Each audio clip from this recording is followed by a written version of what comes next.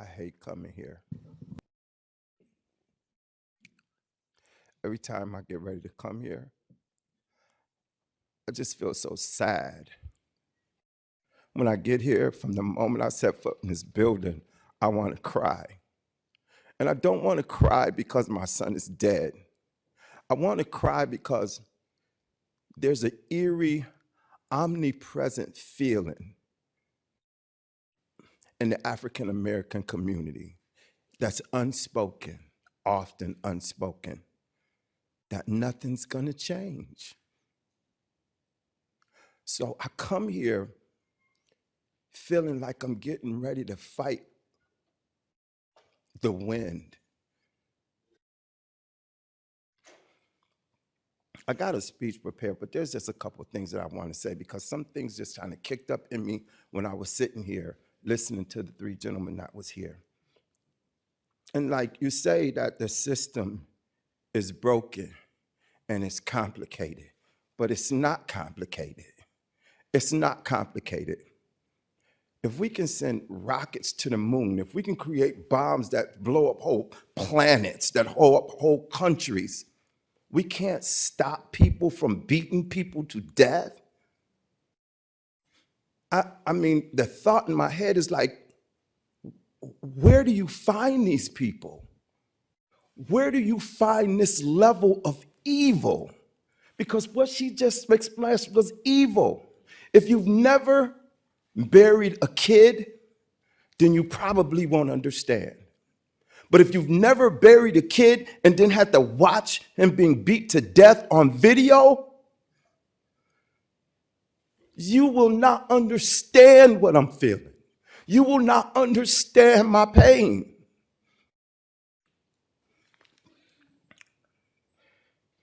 I have a youth organization. I work with about 60 kids a year. Often their parents call me and say, Mr. Ricks, will you come and go to the school with me? Something happened with my kid. When I get to that school, there isn't a single place in that school that they don't record what happened with those kids. Not a single place. Everything that goes on in that school is recorded, and they play it back. I don't understand why that can't happen in the prison system. Okay, I mean, do you really need a camera on your body? Put a camera in the corner. I know that, like, with Mr. Gibbs, like, I know people be wanting that. Yeah, I know people be wanting to. And the reality is, if they could come up there and punch you in the face and get away with it and have no repercussions, you'd have a swole face.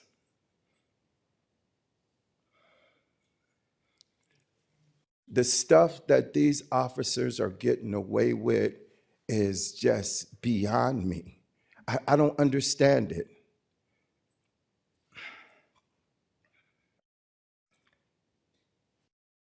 I know that I have not heard anybody say anything in reference to what my son did to justify. Well, I know there's no justification for what happened to my son, the beating that they put on my son.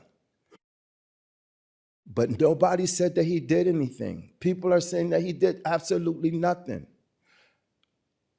I don't get it. I really just truly don't get it. My name is Robert Lee Ricks, and I'm the father of Robert Lee Brooks, who was murdered by New York State correctional staff on December 9th at Marcy Correctional Facility. As I have said before, I truly believe that my son died so that others may live. And you in this room have the power to see that my son did not die in vain. The system that has tolerated and enabled the epidemic of violence against prisoners in New York prison system and jails for decades, it has to change. You have seen the videotape of my son being beaten to death by correctional officers while nurses and other doc staff looked on and did nothing to stop them. I'm asking you today to commit to passing real reform before the legislative session ends in June. I want to call your attention to the Robert Brooks Agenda for Justice, which is being distributed here today. It is a list of 9 bills that will bring about meaningful change in this broken system. The primary focus of the Agenda for Justice is transparency and accountability.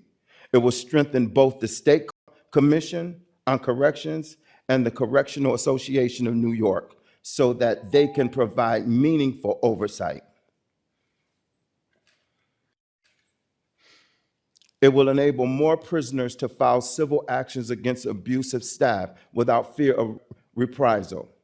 It will install more cameras in prisons, reduce the number of dead zones.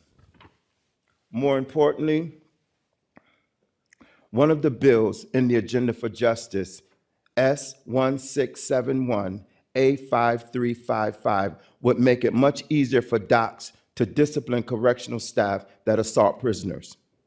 Between 2010 and 2022, docs sought to terminate correctional staff for abusing prisoners in the amount of 290 cases.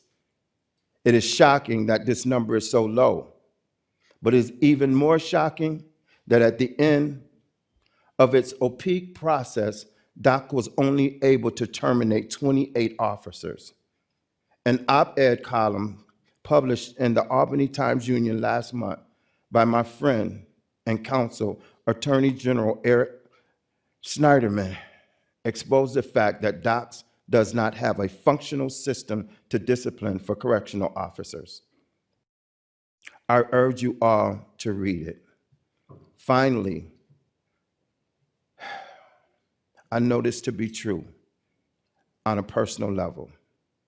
If DOCS had an effective system of investigating and disciplining correctional staff, officers who had already been credibly accused of abuse by other prisoners, my son would be here today. My son would be here today.